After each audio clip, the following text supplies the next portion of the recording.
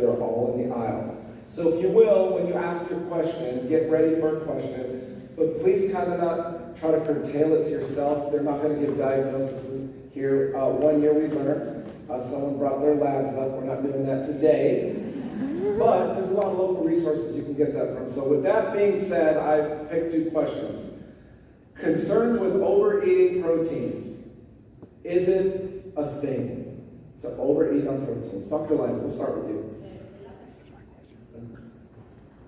Is this on? Yes.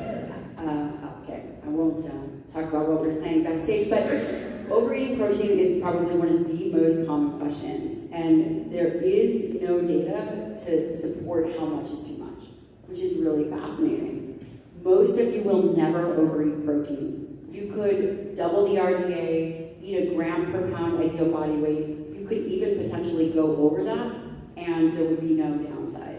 There's a couple things that come up for people. When you overeat protein, number one, it's very difficult to store as fat.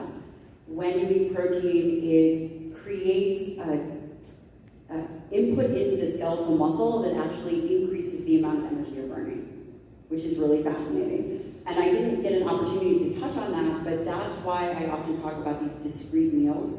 When you front load protein and back load, that amount, because it stimulates muscle, actually is metabolically more advantageous than, say, eating 10 grams of protein, 6 grams of protein at one time.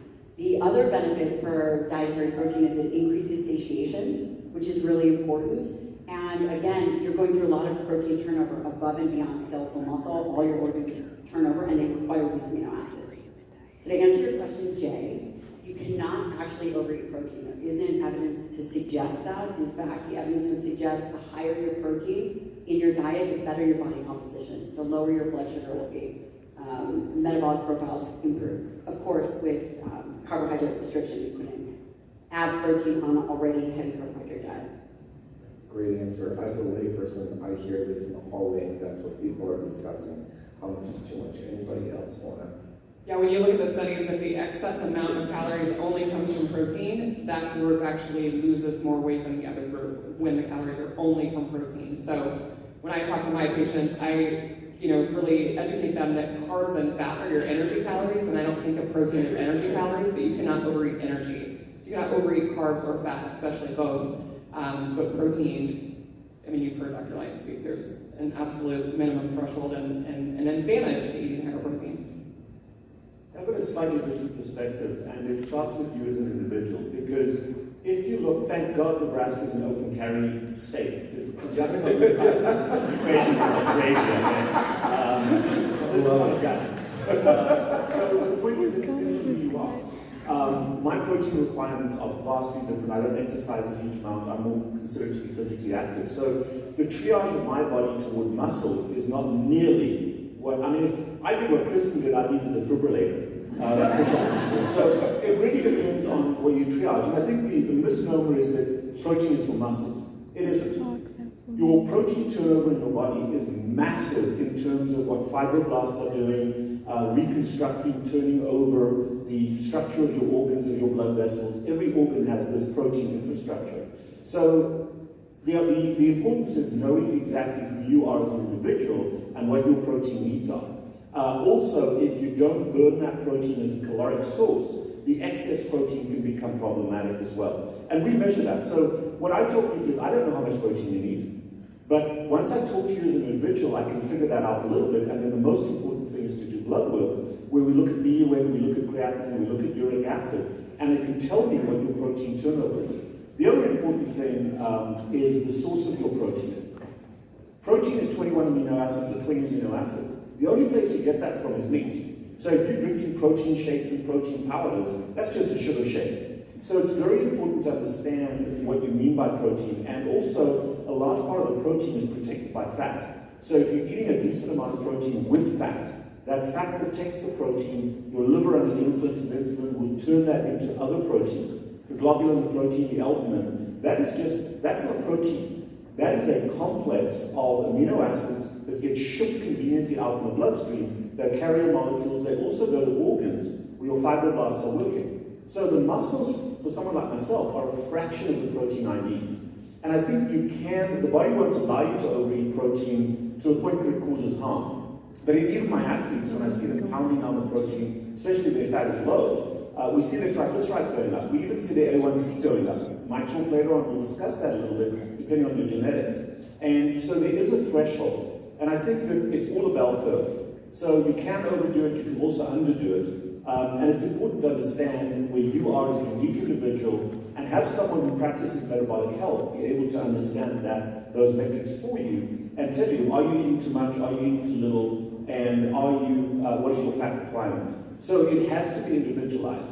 And I think that a large part of the internet, you get really good advice, but often that's an algorithm and you're a cardboard cutout that fits into the algorithm. I keep saying this, I love Sean Baker to death, but I can't eat 3 cows a day like he does. I don't have that requirement. So I've got to individualize who I am and meet my own needs. And that is where individualization is so important. And working with a metabolic doctor is such an important thing as an individual. So can I add to that? So there's something that I think is really important for you individuals who are not going to be able to work with a metabolic expert. Focusing on dietary protein is crucial. The evidence would suggest that when you are on a higher protein diet, we did these early studies with Don Lehman in his lab over the last 20 years. So while everybody has an individual protein need, it is probably the most critical, most important macronutrient. And I would highly, highly recommend you simplify it for yourself. You can start with 1 gram per pound ideal body weight, and then if your blood markers improve, then you know you are in a good place. Well said. Dr. Kelly, do you have anything to add to it? Okay. I do not. Thank you. Just a contrast here. So I think we've heard more about protein in this one question than we've ever, on the internet. Okay. Again, we caution where you get your things. And Dr. Lance said, not everyone's going to have a metabolic doctor. Some of us live in rural America where we can't even see normal health care. So you've got to experiment, like Kristen said. Do something not for a day, do it for a while, and then monitor it. So I'm not here to answer questions though. All right. At what point, there's a lot of info out on eating plans and fasting. Here, you heard me say this before. Do I do 1 meal a day? What do I do? And a certain amount of calories and protein during that 1 meal. There's a lot of talk about this, especially amongst lay people. What are your thoughts on OMAD? Calories, fasting plans, things of that nature. I think that fasting is a tool. It can be a good tool for some people. I think it just depends where your health is at. My caution with a lot of my patients with fasting is that you have protein nutritional requirements, you have caloric, needs for your body, and so I think I see on social media it can definitely be overdone, and I do find that for some patients who have a history of disordered eating, it can really drive a lot of binge and restrict behavior. So I think that's a very individualized, approach. I myself have experimented with, lots of different ways, and I found that as I've gotten really metabolically healthy into a very normal body fat percentage, I need to eat. I can't be fasting for, periods of time. But it's a great tool, right? It's free to you. When I travel, I do it a lot. I'm running a conference, maybe you cut it back to once a day. But I think on a daily basis, you need to make sure you're getting what your body needs. Yeah, I would say that I don't think 1 meal a day is optimal. Again, it really depends on what your total macronutrient requirements are. 1 meal a day, so I did my training in geriatrics and obesity medicine, and we looked at the way in which people were feeding, we looked at trends, and 1 meal a day is not great for protecting an aging individual. It just simply is not the best strategy. I will also say that when you're feeding, you have to think about what is the goal, what is the metabolic goal. When I think about macronutrients, when we talk about protein, the protein hierarchy would suggest the total amount of protein is most important, the quality of where that comes from, because again, it's based on these different amino acids, 9 of which are essential. The way in which we think about the 9 essentials are optimized in animal-based foods. So for example, if you were to look at 30 grams of protein from a plant source, you'll look at the back of the label and it will say 30 grams of protein, as it will also say 30 grams of protein from, a can of tuna, but the amino acids are different. And that is, there's actually, within the next couple of years, there's something going to be coming out called WISE code that is going to look at the amino acids as individual nutrients. You guys are hearing this, they just published a paper and they just presented it in Boston. So this is going to be the forefront of not just talking about protein, but talking about these amino acids as individual nutrients. And that sounds a little confusing and overwhelming, but the biggest take-home message that is coming from this research is that the lower your protein intake, the higher the quality it has to be. The lower your total dietary protein intake, the higher the quality, meaning it must come from beef, chicken, fish, whey, dairy, versus broccoli or soy or some of these other things. And it's based on these amino acid needs. And then again, when you think about one meal a day, if you do eat carbohydrates, that's not going to be ideal for glucose disposal. Again, the evidence would support, if you are sedentary over a period of time, the glucose disposal would be around 50 grams over a 2-hour period. So thinking about it that way. I kind of come from the longevity space, and a lot of the researchers in the longevity field for years have talked about like caloric restriction, pretty severe restriction as being one of these tools potentially for improving longevity and health, because we see that in animal models. So a lot of animal models, they do this pretty severe caloric restriction. The animals actually live 15 or 20% longer when they do that. So they were talking, for years about in humans is my work, but the needle is kind of swinging, this pendulum, whatever, it's kind of swinging back the other way now, where they're actually not seeing in humans that severe caloric restriction is probably as beneficial as it is in animals. And I think with intermittent fasting, I think there are benefits, certainly. We see increased autophagy, which is your cells kind of cleaning out, taking out the garbage. We see some improvements in stem cell activation after a certain number of days. But I do think that you have to be a little careful, and depending on your body habitus and your needs and your exercising, because everyone has different needs, and so I fast for 18 hours. That's easy, but I don't fast for longer than that because I actually need to be taking energy out, like these guys said. And we do know that a lot of people talk about fasting as being a good weight loss tool, but there's really not good evidence that I've seen that fasting is better than not fasting if your caloric intake and your macronutrients are the same either way. It's only really helpful if you're not eating as much during that fasted window, but still eating all the things you need when you are eating. So there's benefits, but I think it's maybe not as helpful as everyone says it is. I think the way I approach it as a physician is to look at, again, you as an individual and ask yourself, what goal are you trying to meet? What's the objective here? Are you trying to lose weight? Are you trying to get rid of diabetes? Are you trying to be in optimal health? And as you look at the way the human body works, it handles nutrition, it goes through 4 phases. The first phase after you eat is called the storage phase, where you break down, your gut breaks down that food, and then you distribute it to your tissues, and in the liver and other tissues, you remodel those basic building blocks into useful things. So, for example, under the influence of insulin, the liver is producing protein and shipping that protein out, hormones, enzymes, that kind of thing. That period of time lasts for, depending on the meal and also depending on how hormone sensitive you are. So if you're insulin resistant, that phase can last for 24, 36 hours, where your insulin never comes down. At some point, however, you leave the storage phase and you enter what's called the first utilization phase. So during the storage phase, the liver is also primarily adding glycogen stores to the liver. And in the first stage, as your insulin levels go down, your glucagon levels come up, and you release sugar from the liver. That's called the dawn effect for most people. And then once you've used up that sugar from the liver, you flip over into the third stage, which is the most important stage for health, for most of us, which is called the fat utilization stage.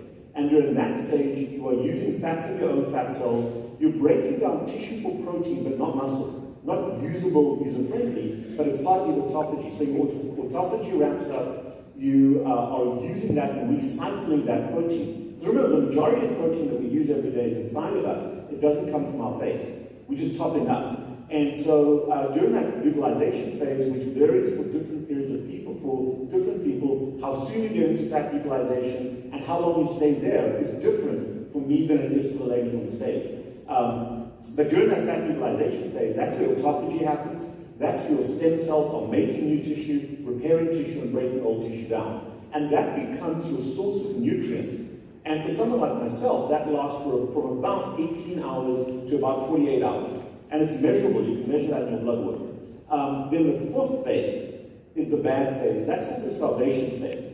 That's where you run out of the recycled products. And it's a transition. And that's where you start using your own essential tissue, your own muscles. And that typically will happen after about a 4 or 5 day fast for most people. But some of the folks on the stage over here cannot go more than 24 hours because they're at a different point than me. So figuring out where you are on that point and then saying, okay, I want as a cycle each week. And this is the key. Don't just do this for a purpose. It's about creating a lifestyle. So just as a personal lifestyle perspective, knowing my biology, my own fasting pattern per week is I'm OMAD, I eat once a day during the week when I'm busy at work. On the weekends, I'll eat twice a day. And Mondays are no-calorie Mondays for me, where I do a 48-hour fast. So I'm in the rotation of the week. For me, that works very well. Some of my athletes, not a good idea to do a 48-hour fast. Some of my more obese diabetic patients, maybe doing a 48-hour or 72-hour fast more often is a value. So it's individual, but don't white-knuckle it. It's got to be easy. Got to get my steps in. All right, so first question. All right, let's go. Good morning. Can you guys talk about creatine a little bit more? Because you hear it's bad for your kidneys. So is it safe, and how much creatine should the average adult take as a supplement? Gabrielle. I mean, creatine is the most widely studied supplement if you're going to look at the supplement shelves of the GNC store with a good safety profile. But you talk about dosing and what Yeah, so it's pretty straightforward. The evidence of loading dose is no longer, people don't really use them. 5 grams of creatine would be adequate for men and women. The other thing to think about is not just for the muscle, it's really good for neuroprotective components. There's all different kinds of impacts creatine has. But I will also say that, let's say your diet is pretty high in red meat. Are you going to see potential benefit from adding additional creatine? You might not. But it is safe. It is safe for the kidneys. This is no longer thought to be an issue. It's probably one of the safest supplements and the most well studied out there. And creatine monohydrate, just plain supplement companies think that they can make some super fit and fabulous version or something like that. But we just need plain creatine monohydrate, which she makes a good point. It comes from meat. I mean, that's, but dosing per day, if somebody was just taking. It may easily be 5 grams. It doesn't have to be anything crazy. Yeah. I just make one comment there. I leave the creatine up to the fitness people. However, be very careful about the difference between creatinine and creatine.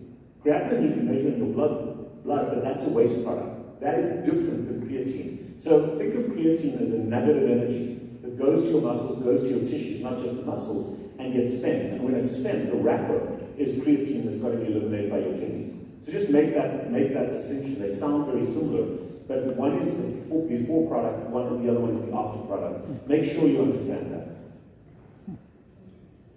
Go ahead. Hi, thank you so much for having the summit. I'm really enjoying it. Thank you. I would like to know, what would you do if a lot of women over the age of 50 having trouble because of menopause or whatever, sleeping, and we know recovery is so important. And so they say, I can't get through the night without having my glass of wine. It's not going to happen. For whatever reason, we know it's hormones or whatever, they can't do hormone replacement therapy. But they're not getting great recovery from the wine. What would you tell this patient to do to get better sleep, not waking up at 2 o'clock in the morning and staying awake for 2 hours?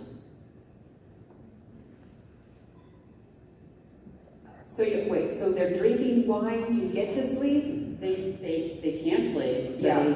they self-medicate with the wine. Okay. They want to stop So the first step is to get self-medicating. rid of the wine. Right, but during, what would you recommend they do if Yeah. they can't do hormone replacement therapy and stuff? What are Yeah. some tools that they can do to get through that 2 to 3 hour time that makes them go back to wanting to do the wine again? Sure. I mean, there's a number of different supplements that can be helpful, like things like L-theanine can be helpful. Of course, melatonin for some people, magnesium is fantastic for sleep. I am a big fan of hormone replacement therapy, so if you can do that, that I think is a great first step. Creating good rituals before bed, sort of a good sleep hygiene is important, whether that's a warm bath, whether that's a really, really dark room, cooling your room can be helpful, making sure you're getting rid of any kind of blue light in that 1 or 2 hours before bed, stopping caffeine, after noon. Like caffeine metabolism can take 6 to 10 hours to break down caffeine, and some people are slower metabolism, so don't drink caffeine after noon. All of that will be helpful, but absolutely stopping. Alcohol, of course, is going to disrupt sleep. It makes you tired for a second, but then it wakes you up in the middle of the night. So getting rid of alcohol and caffeine are going to be hugely important for that as well.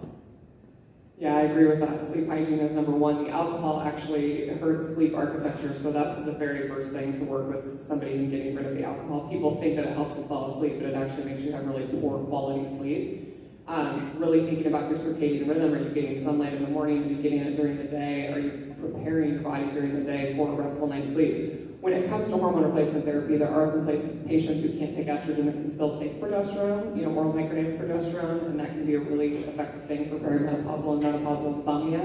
But like Dr. Killing mentioned, there are other herbal supplements, there's peptides, there are some things that can be helpful. Also get an airway evaluation, obstructive sleep apnea, and things like that can really drive a lot of poor sleep and insomnia too. Awesome, thank you. Awesome, thank you. Thank you. Next question. Go ahead. Armed with the experience and wisdom that you have now, what would you tell yourself your first day after graduation from medical school? This is more of an introspective type question. What would you tell yourself when you graduated the first day of medical school? If you go back all over again, what would you tell yourself? Knowing what you know now. I just want to make sure everyone heard that. Good. Well, I'll let you know. Oh, sorry. I think that, first off, before I answer your question, I think the wealth of knowledge on this stage comes from experience, from years of experience of seeing patients, and that's honestly probably the advice I would give myself, is when you leave medical school, you really only know about 1% of information that is really going to apply in the real world. And although we say that what we do is science, let's be real, practicing medicine is an art, and it's understanding, how to meet the patient where they are, how to understand how to actually apply all the things that you're learning on the stage in real life. And you can be the smartest person in the room, but if you don't know how to effectively communicate with your patients and support them in that way, you're not a good doctor. So that's honestly probably the advice I'd give. It's funny, I was an ER doctor for 10 years first, so I did, that was my residency. And I look back at those 10 years, and I don't think that I would have changed much about those 10 years. I mean, yes, I could have been healthier, I could have exercised, I could have eaten better, but it was really difficult to do that in that environment. I feel like I did the best I could, but that experience is what has led me to be, I think, a better doctor now than I would have been. So I don't know, I'm sure I could have done things better, but I'm also grateful that I did things so badly, because now I can look back and be like, oh my gosh, look, you slept 3 hours a night for 4 years or 5 years. Like, that was horrible. But I know how badly I felt, and now I can understand when patients come to me and are like, I can't sleep. And I'm like, yeah, that's horrible. That feels awful. So I'm grateful for those awful times. I think that my perspective is a little different. I did my undergraduate in nutritional sciences at vitamin mineral metabolism, and I was lucky. So very early on, my mentor the last 20 years is one of the top protein researchers in the world. And I just happened to have fallen into his lab in my undergraduate, and my godmother, if you guys are into the functional medicine space, is Liz Lipsky. So she wrote the original Digestive Wellness. It was kind of the group before Mark Hyman. So she cringed, she's probably in her 70s, which she is. So for me, I knew in undergraduate what I was going to be doing. So I wouldn't change anything, because I just happen to have been fortunate to be mentored very early on by people that really have changed the field.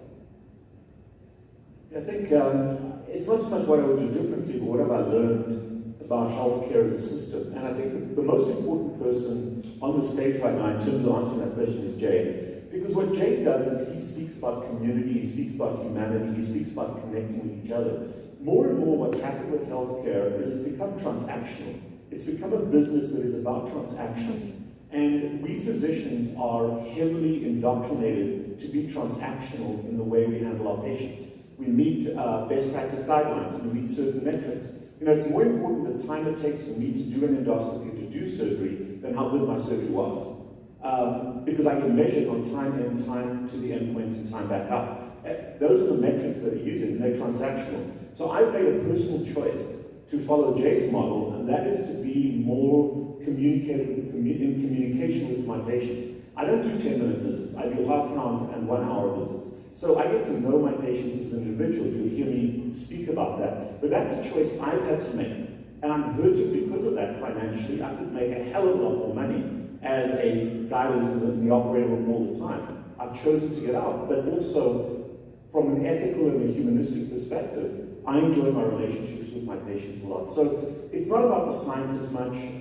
That's my understanding. I learn from my patients. But it's about being a community physician with community and communication relationships with my patients. Because let's face it, mental health is the biggest problem. Obesity is a mental health disorder, not a calorie disorder. And as is type 2 diabetes. And if you can't relate to your patients on a J level, talk to the person next to you, share things, cross that threshold of anxiety. If it's a transaction, you're not going to follow your doctor's directions that way. Great question. Great question. Thank you. Well, there's a comment at the end. Will you just remind me how much pressure that you guys have on you? Just remind me to say that at the end, because I want to really wrap that up that way. What else? I know there's a question out here. Oh, please. I've heard in diverse health circles that the pH levels in the body, the acidity, like protein, meat, especially I like to do a lot of meat. Is there any concerns I should have with that, as far as the acidity of eating a lot of meat in the body? Good question. So the pH in the blood is pretty tightly regulated, and there hasn't really been evidence to support that it's a meat problem. Again, when we're talking about protein, there's many different kinds of proteins. So I would say no, but I will say that there is an importance of what I believe to be balancing dietary protein with fruits and vegetables, with things that have potassium. You know, there are other things that I do think are important. But at the end of the day, the blood is highly regulated, and it's not going to have a huge impact. Diet is not going to have an impact on pH in that way. Yeah, I think pH is an important consideration, exactly as Dr. said, is that the body is very tightly regulates pH, but the most important thing is don't interfere with what your body does. So everybody who's got a bit of acid reflux gets thrown on a proton pump inhibitor. The human gut has the lowest pH of any mammal in the stomach, and that's there for a reason. But if you interfere with that by blocking it with omeprazole, that causes problems. Same thing with the lower GI tract, it's very high, it's alkaline. And the other thing that we also get told all the time, don't eat salt, don't eat salt. Sodium chloride, whether it's HCl, whether it's sodium chloride, whether it's bicarb, HCO2, those are important pH balancing phenomena. And if you don't have enough salt in your diet, that's problematic. So I less focus on the macros and more allow the body to do what it naturally does, which is pH balance to 7.4. And that's kind of what we need. And if we interfere with that, with medications, with fermentation in the gut, that's more problematic than anything else. And a lot of the pH, depending on where you're talking in the body, for instance, the vagina is very acidic, and it's acidic because it has a bacteria called lactobacillus that makes lactic acid. And so, you know, what Dr. Saitis is talking about with the gut, the microbiome is also a very important part of, you know, balancing pH in specific organs of the body. I'll just add that I feel like this idea that you should be drinking like alkaline water and you should be on an alkaline diet is one of the biggest, most ridiculous things in healthcare. Drinking water that's more alkaline does not do anything for you because again, your lungs and your kidneys tightly regulate exactly what your blood pH is. And so the idea that, you know, vegetables are good for you because they're alkaline is ridiculous. They're good for you for many reasons, but not because they're alkaline.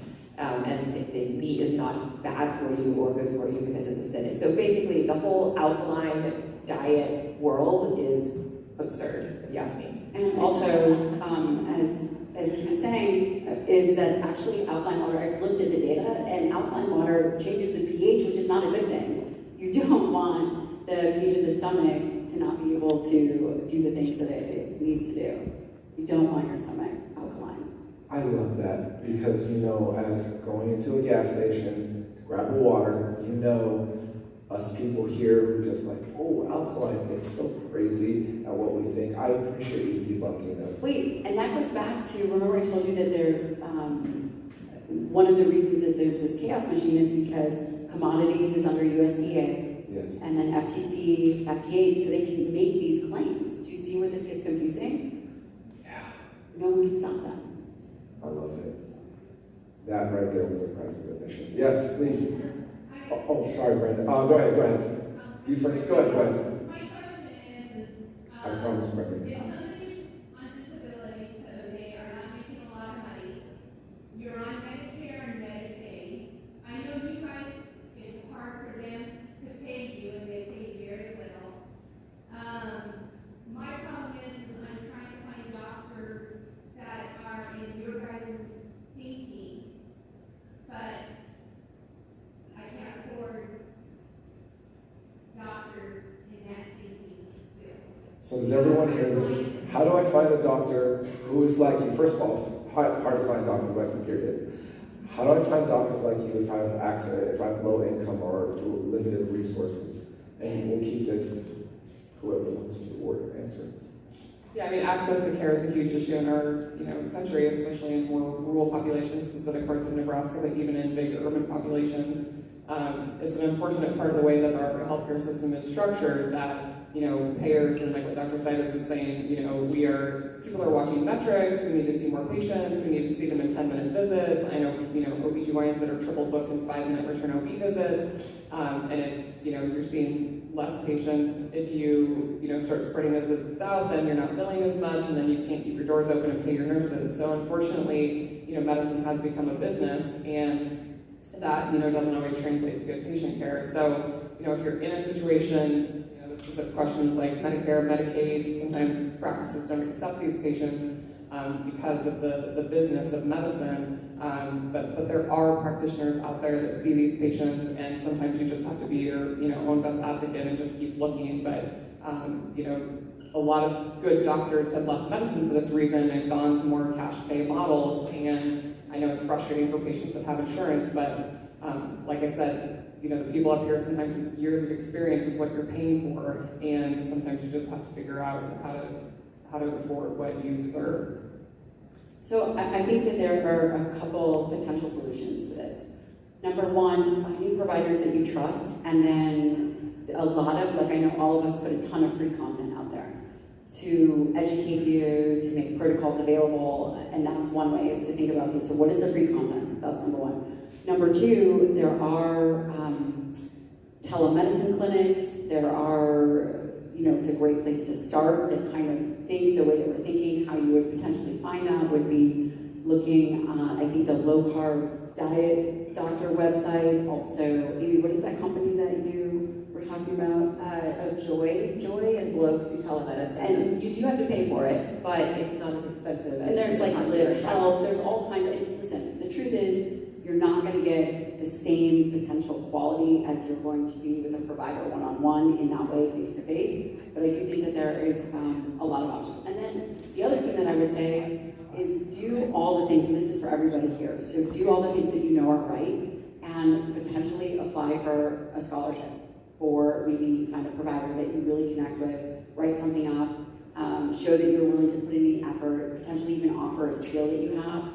I think would be really, because it's not about take, it's always about give and take. So, we see operators in our clinic and we find funding for them. We do. And if you have a certain skill, like maybe you're great at proofreading, or maybe you're great at social media, or you're great at X, Y, and Z, offer a skill. And one of the things that my stem cell practice in Utah, my partner who does musculoskeletal injections, one of the things that he does is he has a program for people who can't afford our services, because we have pretty expensive procedures. Is once a month he will see patients who have done a certain amount of community service. And so you do community service, you document those hours, and if you are below, whatever the income level is, then he'll do a procedure for free. So there are some things like that out there too, if you look hard enough. Dr. Lyons, real quick before Dr. Sykes, you said something so key. Give to, right? Dr. Jamie's my friend. I can call her anytime, but I don't. Because I don't want to ask her for more than, get than. Will I watch her content online? I'm really one of her good friends. But you're right, she has all this free content out there. I can learn doing that. So that gives me hope for you, yeah. I advocate for you because Medicare and Medicaid don't think the way you guys think. So how do we advocate for Medicaid and Medicare to jump on board with what you guys are doing? I don't think we're going to solve that in 4 minutes, and I appreciate that question, but that is such a debate on the left and the right. We're not going to get into that. So, but no, that's a great point, Dr. Sykes. Just go ahead and button that up. Then we have a question here. We'll probably round this out. Right, so for the most part, we need health insurance because we get sick. The first objective is not to get sick. You don't need a doctor to tell you how to do the proper human diet. Ken Berry does a pretty good job with that. So the first thing is get on a decent diet, as the ladies over here have spoken about. The second part is there are a number of support groups. I spoke to somebody yesterday. They're running a huge rainbow folks. I don't know there they are. They're all over the place. Join the support group on Facebook. And they will help you better than any doctor can. And then the final piece is, even if you go to a Medicaid or a Medicare doctor, what you want from them is blood work and evaluation. So you can carefully help that doctor to help you by ordering the right tests. And if you look at a site like mine or other sites, we'll tell you what kind of blood work to order. And the doctor will help you to do that, and some of these Facebook groups can help you interpret that. And I think everybody on stage has free content out there. So the key thing is to have discretion about what content you follow. But it's not difficult to be healthy and not see a doctor. And that's an important consideration. Doctors are there if you're sick. Get yourself healthy, you don't need them. Medicare and Medicaid, as Jay said, is not going to change in my lifetime. Can I say one more thing? Yeah, please. You in the back, if you email me, I have a book coming out October 17th, I will send you one. And it has all these protocols in there, it has blood work, and I will send it to you. You send me an email. Yeah. That almost brings me to tears because the compassion that's pouring out on the stage is pretty awesome. Brenda? Yes.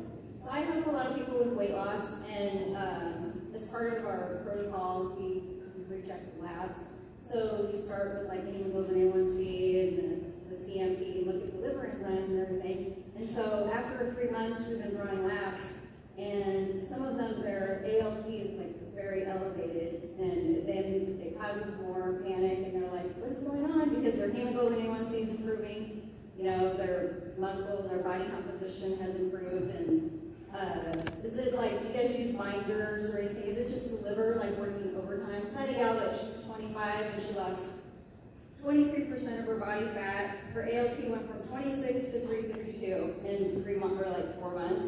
But she also doesn't have the gallbladder, so I know that has an effect. But are we doing unnecessary labs and just causing more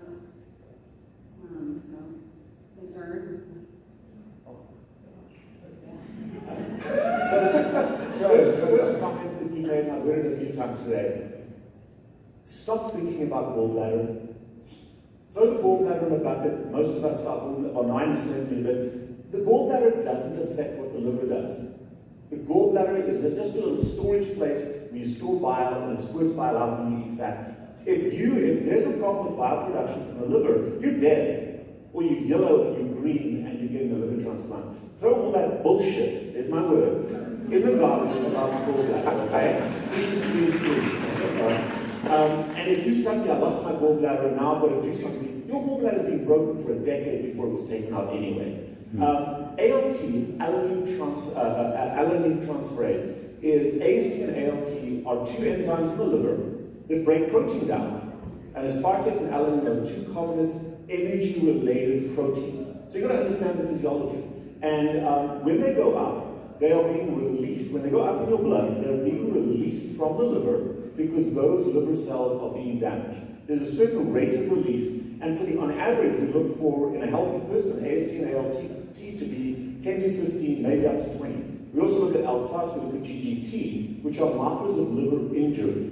That person that's had a significant rise in ALT, there's some injury to the liver. It could be a toxin, it could be a virus. I would investigate them for some injury. That is not a dietary metabolic problem. If your AST and ALT are in the 30s and 40s, and your A1C is high and your ALP is high, that's fatty liver, and it's either coming from alcohol or from carbohydrates. Two causes of fatty liver. You won't hear that in your doctor's office. They'll say fatty liver. No, it's simple. If you don't drink a lot of alcohol, it's the way your liver handles sugar, and you'll see that in your triglycerides. So AST and ALT are markers of liver injury. The metabolic markers don't typically go up above the 30 to 40 range. They're higher than that. If your gamma-glutamate transferase is up, there's something else going on. So don't just be hooked on but they're very important markers. So, when I operate on the liver, those markers will go up to the 200-300 range because I've cut through the liver, but then very quickly they come down. Yeah, we rechecked it 2 weeks later after it was 352, and then it went down to like 302. That's still high, and I would want to know more about injury, toxin or viral injury to the liver. Yeah, she's having a liver ultrasound, but I had another patient that it went up. It was only like up from like 15 to like 45 or 50, but it's still raised, and she's lowering her hemoglobin A1C and increasing her body composition. Let's connect that. Go ahead. I just want to mention one thing. Oftentimes in the very highly active population, we do see a transient bump in liver enzymes that's maybe 50s or 60s, depending on how high and intense that exercise was right before. Not for everybody. And again, it's not 300. That is definitely something that requires, as you said, a more robust. Awesome. I love a question from a young person. Bring us home. Here we go. Last question. I think we've all heard eat a lot of protein after you work out, so I wanted to hear your thoughts on that, and also what do your eating habits look like before and after the gym to help you perform best? That's a great question. There isn't evidence. There's a great paper. It's I think it was International Society for Sports Nutrition. They did a whole protein review, and it's recent and very good. You don't need protein after you work out. You don't need protein before you work out. As long as you're getting it in within, whether it's a 24-hour period, that's typically how we look at it. In the protein hierarchy, it doesn't actually matter, which is different than what people will say. I will say that if you are older and more mature and you are new to training, then there is potentially some benefit post-training because the muscle is now sensitized.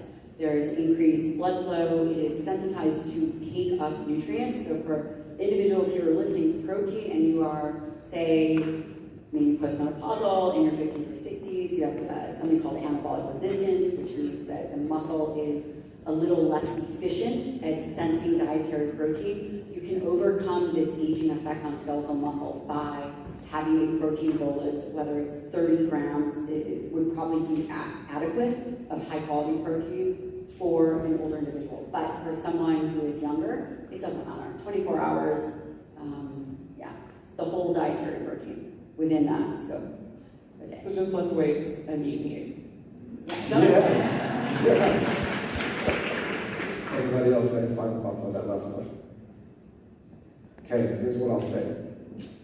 Imagine a system working so hard against you that they take your time, they want to pull your knowledge, they want to challenge you to the hardest. Imagine a carpenter with no tools. Imagine a plumber with no tools or limited resources.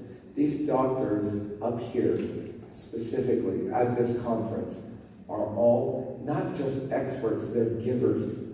And I'm telling you right now that when you go to listen to what they have to say, Dr. Lyons, what you said today will forever live with me. These people here have free content. Be healthy. You can be healthy first. You don't need a doctor to solve every problem. You need to take responsibility first. You need to take responsibility first. They're not going to solve your problems. They will help and guide and give us. Jamie doesn't solve problems for me. She provides content to me. I did your house for free last year.